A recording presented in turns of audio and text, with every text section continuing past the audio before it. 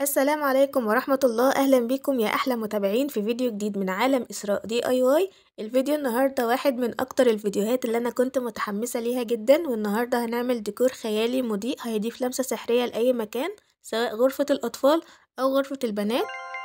ايه رأيكم بقى؟ حولت برطمان ازاز عادي لديكور خيالي بشخصية تنة ورنة، وده من امتع الفيديوهات اللي انا هعملها معاكم النهاردة. حاسة اني حققت حلم من احلامي وانا بشتغل عليهم. شايفين الجمال ده؟ تحس ان معاكم فايري حقيقية وكأننا في عالم خيالي ساحر. الفيديو ده هوريكم ازاي نحول الادوات العادية لحاجة شكلها مذهلة. واسمحوا لي ان انا اتكلم بطريقة تنة ورنة بما اننا بنعمل الفيديو بتاعها النهاردة، فركزوا معايا خطوة بخطوة عشان تتعلموا معايا ديكور بسيط كأنه جزء من عالم تنة ورنا السحري. ويلا نبدأ، وما تنسوش تعملوا لايك. خليني اوريكم الادوات اللي انا هستخدمها. هحتاج 2 برطمان ازاز، وكمان جليتر بالاخضر والموف ده، ولبني وابيض وذهبي وفضي علشان هستخدمهم في الديكور اللي انا هعمله، وغيره ابيض. ومن اي محل بتاع ادوات الخردوات هنحتاج ورد فوم. انا اخترت اللون البينك ده واللون الابيض، وكمان وردة كده باللون اللبني. ولقيت عندي في البيت حاجات تايهة زي الخلخال ده كده في جرس زي ما انتوا شايفين، فقلت استخدمه في فكرة تنة ورنة النهاردة عشان هتعمل لي لمسة فنية حلوة. وكمان هحتاج حبل خيش او شريط ستان اللي انتوا متوفر عندكم اعملوا بيه، وحبل نور الاضاءة عشان نضيف لمسة سحرية للديكور بتاعنا، وشوية حاجات تايهة. لو مش عندك ورد فوم تقدري تستخدمي اكسسوارات توك قديم زي ما انتوا شايفين كده. واخيرا هنحتاج كده صورة لتنة ورنة بنختارها من تطبيق بنترست وبننزلها على الموبايل، وبعد كده بنطبعها في المكتبة. انا اخترت الشكل ده كده فيه كذا رسمة لتنة ورنة، ورسمت الظل ده كده بالقلم الفلوماستر الاسود عشان هعمل فكرتين زي ما شفتوا كده في اول الفيديو. ودلوقتي هنبدأ بأول حاجة هنعملها. هنجيب البرطمانين كده قدامنا وهنشوف كده الرسمة المناسبة لكل واحدة. أنا اخترت اللي عليها ظل أسود دي للبرطمان ده، وهجيب كده الورقة اللي مطبوعة عندي وهختار الرسمة دي كده للبرطمان التاني. وباستخدام القطر أو المقص، أول خطوة هتكون هي تقطيع صورة تنة ورنة من الورقة باستخدام المقص بالشكل ده. ودي هتكون الصورة اللي أول برطمان هنعمله، هو تنة ورنة الفاير دي اللي طبعناها. وده شكلها هيبقى كأنه تنة ورنة بتعيش جوه البرطمان، شكلها حلو جدا. وزي ما انتوا شايفين كده هنستخدم المقص وهتكون براحتنا جدا في التقطيع علشان الصورة تطلع مرتبة وعشان يكون في دقة أكتر. هنقص كده الزوايد بالراحة، ولو احتاجنا القطر هنبتدي ان احنا نشيل الزوايد اللي باللون الأبيض باستخدام القطر بالشكل اللي انتوا هتشوفوه دلوقتي. وده كده شكلها بعد ما شلنا اي زيادات، بجد شكلها طلع تحفة جدا.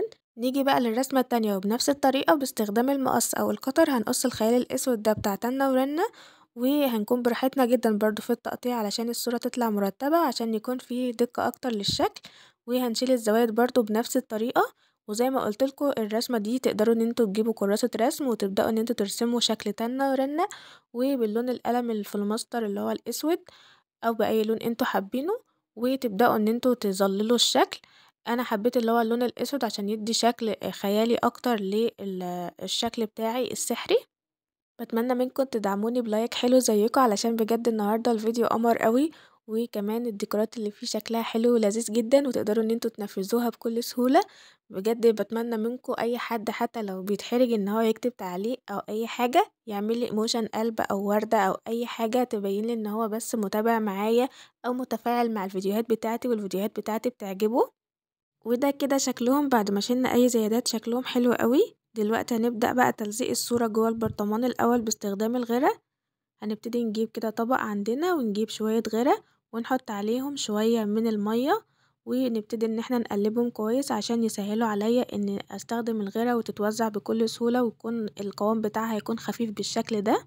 هفتح كده البرطمان واحط الغطا على جنب واجيب صورة تنة ورنة، وهبتدي ان انا اجيب الغيرة كده ونحط شوية غيرة ابيض على الاطراف بالشكل ده كده. وهدخل الصورة كده جوه البرطمان وابتدي ان انا الزقها كده على الازاز، بحيث ان انا اطلع اي هواء بالضغط الخفيف كده على الصورة بالراحة جدا عشان تبقى ثابتة من كل الاتجاهات.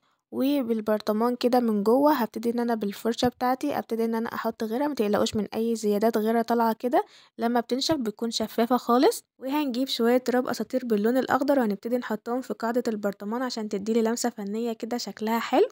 ما تقلقوش لما الغيرة هينشف هيكون الجليتر كله ثابت جوه.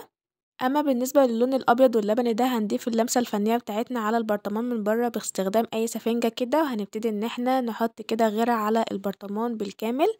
هنتأكد ان احنا وزعنا كل الغيرة على البرطمان كده بالكامل، عشان لما نيجي نحط التراب الاساطير او الجليتر نبتدي ان احنا نلاقي كله بتغطي بالجليتر بالكامل. ودلوقتي هبتدي ان انا احط كده الجليتر اللي باللون الابيض بالشكل ده، وهبتدي انفض اي زيادات كده من الجليتر، وهبتدي ان انا اعمل كل البرطمان بالشكل ده كده زي ما انتوا شايفين. ببتدي اوزع كده اللون، يعني كأني برشه كده. ده كده بقى شكله باللون الابيض. عايزه بقى اضيف لمسه سحريه اكتر، هحط اللون اللبني ده، بس عشان خلي بالكم اللون اللبني ده قوي جدا، فهنبتدي ان احنا نرشه كده كأننا بنرش زي ملح كده، لان لو رشيته بنفس طريقه الجليتر الابيض هتبقى تقيله جدا ومش هتبين التنه ورنه معايا. هنحط البرطمان بقى على جنب كده، وهنجيب الغطا بتاعنا عشان نغطي اللون الاسود ده. هبتدي ان انا اجيب غيره ابيض، وهبتدي ان انا ادهن الغطا بنفس الطريقه. وهنا اخترت شوية تراب اساطير باللون الفضي علشان تديني لمسة سحرية اكتر للبرطمان. هبتدي بقى ان انا اوزع اللون كده على الغطا بالشكل ده، وانفضه على الورقة. واي حاجة فيها فراغات هبتدي ان انا برضو احط غيرة تاني، وابتدي املى الفراغات كلها بالكامل على الغطا. وده شكل الغطا بعد ما غطيته بالجليتر الفضي بالكامل زي ما انتوا شايفين كده. استنى عليهم يوم كامل لحد ما ينشفوا. وده كده شكلهم بعد ما عدى عليهم 24 ساعة، وده افضل عشان ثبات الجليتر على البرطمان والغيرة ينشف كويس، والغطا كمان يكون في افضل نتيجة. بصوا شكله من جوه، الجليتر ثابت جدا من جوه ومن بره، وشكله بجد حلو قوي وفكرته مذهلة. المرحلة الجاية هتكون التزيين، ودي امتع مرحلة. هنجيب كده غطا البرطمان، وهجيب مسدس الشمع، وهبدأ الزق ورد الفوم. هنحط وردة باللون اللبني في النص، وبعد كده هنلزق حوالي 5-6 وردات كده باللون الابيض بالشكل اللي انتوا شايفينه ده.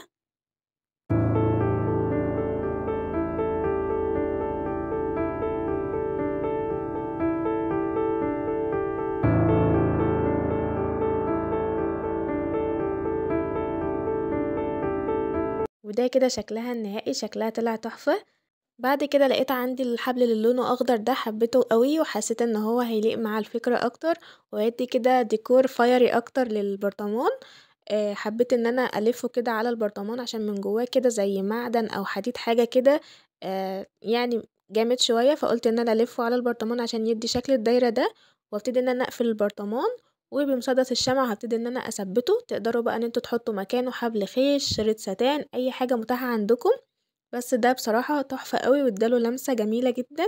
ممكن تلاقوه بقى في اي وردة قديمة مثلا عندكم فيها العود الاخضر اللي هو فيه معدن من جوه ده.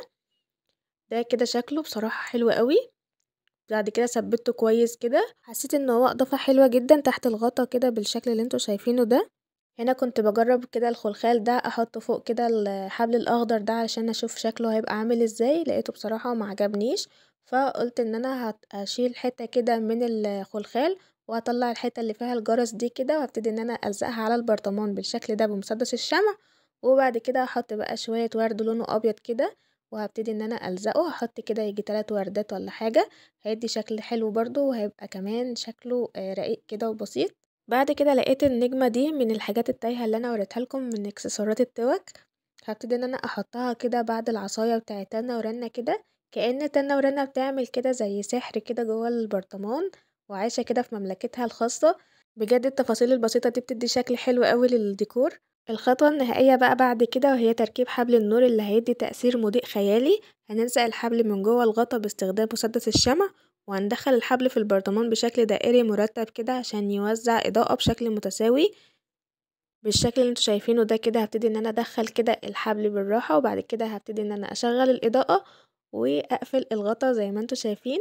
ترى وبكده هنكون عملنا ديكور خيالي وفكرته مذهلة. شايفين كأنه فاير حقيقية عايشة جوه البرطمان ازاي. الإضاءة عطيه لمسة ساحرة جدا، وكأن فكرة بجد مذهلة. التفاصيل بجد يا جماعة قمر قوي قوي. ودلوقتي ده شكله والنور مطفي، بجد كأن أباجورة مضيئة هتناسب أي غرفة أطفال أو غرفة بنات، وتحول المكان لجو ساحر ورائع. ودلوقتي هننتقل للبرطمان التاني، واللي هنعمل فيه فكرة مختلفة، واللي هيكون شكله رومانسي جدا وهادي. هنجيب الغيرة الأبيض وهندهنه في قاعدة البرطمان وبشوية تراب أساطير من اللون الموف، وهنبتدي ان احنا نوزع اللون كده في القاعدة بتاعة البرطمان بالشكل ده. الحركة دي حلوة جوه البرطمان، بجد لازم تجربوها. لما بتنشف بتدي إضاءة حلوة قوي وشكلها بيكون حلو جدا. كده هننفض اي زيادات بالشكل ده على اي ورقة بيضة عشان ده كده يكون الشكل النهائي بتاعها. بعد كده خيال تنة ورنا اللي باللون الاسود هنجيبه كده ونحط عليه الغيرة الابيض بالشكل ده عشان نبتدي ان احنا نثبته جوه البرطمان. هنضغط عليها بالراحة جدا عشان نطلع اي هوا، والفكرة هنا ان احنا بنعمل تأثير الظل بتاع تنة ورنة من بره، وعلشان نخلي الشكل ثابت اكتر جوه البرطمان هنبتدي ان احنا نجيب الغيرة كده وبأي فرشة عندنا، وهنبتدي ان احنا ندهن دهنة بسيطة كده على الرسمة. وزي ما قلتلكم متقلقوش من اي زيادات غيرة، كلها بتنشف بعد ما البرطمان بينشف خالص، بتكون شفافة مش باين لها اي اثر. وبنفس الطريقة اللي عملناها في الفكرة الأولى إن احنا هندهن البرطمان كله من الخارج بالغرة، بس المرة دي بقى المختلف إننا هنستخدم منديل ورق، وده هيدينا ملمس جميل وشكل ناعم. بنضغط على المنديل بالراحة جدا بعد ما نحط الغرة عشان نخرج أي هوا وما يكونش فيه أي تجاعيد كده، نضغط ضغطة بسيطة. وبعد كده هنبتدي إن احنا كل جزء كده هندهنه بالغرة، وبعد كده نحط عليه طبقة المنديل بالشكل اللي انتوا شايفينه ده، وهنشد بالراحة شوية عشان ما يتقطعش مننا. بعد ما هنلزق المنديل بالكامل بالشكل ده متقلقوش من اي زيادات لان بتتشال بكل سهولة زي ما انتوا هتشوفوا دلوقتي في الشكل كده. وكمان هحط طبقة بسيطة كده من الغيرة تاني على وش المنديل علشان يبتدي ان هو يثبت اكتر.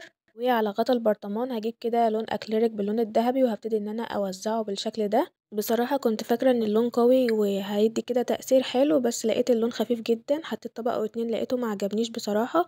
فعشان كده جبت الجليتر الذهبي ده وابتديت ان انا احط غيرة تاني بعد ما الغطا نشف، وحطيت عليه الجليتر بالشكل ده.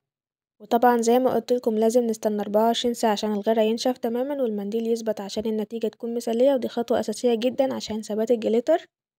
وبعد ما نشف بالشكل ده هبتدي ان انا اجيب كده وردات التزيين دي علشان ابتدي ان انا ازين الغطا بنفس الطريقة بتاعة الفكرة الاولى. هبتدي ان انا اجيب برضو حبل خيش عشان هزين البرطمان بتاعي المرة دي بالخيش. اول حاجة اجيب الغطا كده وابتدي ان انا احط من المسدس الشمع الوردة اللي باللون الابيض دي كده في النص، وحواليها كده 5 6 7 8 وردات بقى باللون البينك زي ما احنا قلنا، علشان كده تدي شكل برضو جمالي للغطا.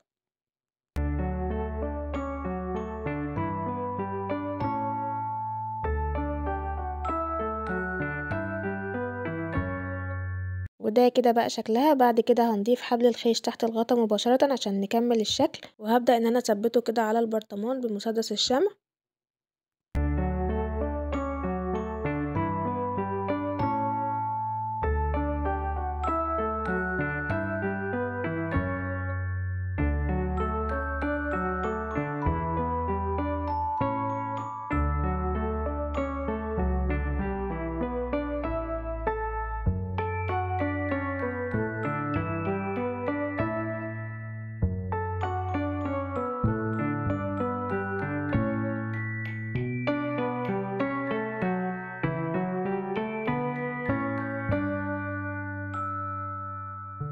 وعشان نكمل الشكل بعد كده هنحط بقى شوية وردات كده باللون البينك والابيض، هحطهم باستخدام برضو مسدس الشمع كده، واحدة بينك وواحدة ابيض وجنبها واحدة كمان بينك بالشكل اللي انتوا شايفينه ده. وعشان نميز الشكل اكتر هجيب كده جليتر النجوم ده زي ما انتوا شايفين بالشكل ده. كان عندي توكة كده وجواها الجليتر ده فطلعته، وهبتدي ان انا اجيب كده الغرق الابيض، وهبتدي ان انا احط الجليتر اللي على شكل نجوم ده، احط نقط صغيرة كده على البرطمان بالغرق الابيض، وبعد كده هبتدي ان انا الزق النجوم بالشكل ده، وده هيميز الشكل اكتر. وممكن كمان تستبدلوه باستخدام رشة جليتر لو مش عندكم النجوم الجليتر دي. نكمل بقى الشكل بنفس الطريقة. ترى كده شكله النهائي بعد ما حطيت النجوم، بجد النجوم عملت له لمسة سحرية اكتر. قولولي رأيكم فيها. واخر حاجة هنضيف حبل النور داخل البرطمان ونلزقه باستخدام مسدس الشمع في الغطا كده زي ما احنا اتعودنا، عشان يدينا اضاءة سحرية ويبرز جمال الديكور، وحقيقي اديت لها شكل سحري وناعم. بجد قولولي رأيكم في الكومنتات. وبكده نكون عملنا تاني فكرة من الديكور الخيالي بتاع تنة ورنة. بجد فكرته برضو طلعت مسهلة جدا جدا، والنجوم عطتلها شكل سحري اكتر. ودلوقتي ده شكله والنور مطفي كأنه اباجورة مضيئة هتناسب اي غرفة اطفال او غرفة بنات. ولو الاولاد برضو حابين الفكرة ممكن ان هم يعملوا شخصية تميم او اي شخصية من الصبيان اللي موجودين في تنة ورنة. بجد حلوين جدا وممكن تديهم شكل مبهج كده في الأوضة بتاعتهم لو هم بيحبوا الأفكار اللي زي كده. وده كده شكل الاتنين ديكور اللي عملناهم مع بعض في الفيديو. قولولي اكتر شكل عجبكم النهاردة كان ايه. وبكده نكون وصلنا لنهاية الفيديو النهاردة. اتمنى تكونوا استمتعتوا بالفكرة الخيالية اللي عملناها. بجد الديكور شكله كأنه جزء من عالم تنة ورنة السحري. لو عجبتكم الفكرة وحابين نكمل سلسلة ديكورات خيالية اكتر او تعملوا معايا افكار جديدة قبل ما نبدأ شغل جديد لافكار رمضان، اكتبولي تحت في الكومنتات. وما تنسوش تعملوا لايك للفيديو وتشاركوه مع اصحابكم عشان الافكار الحلوة دي توصل لكل الناس. وكمان اشتركوا في القناة وفعلوا الجرس عشان يوصلكم كل اشعار باي فيديو جديد انا هنزله. اشوفكم في الفيديو اللي جاي بفكرة احلى واجمل. سلام.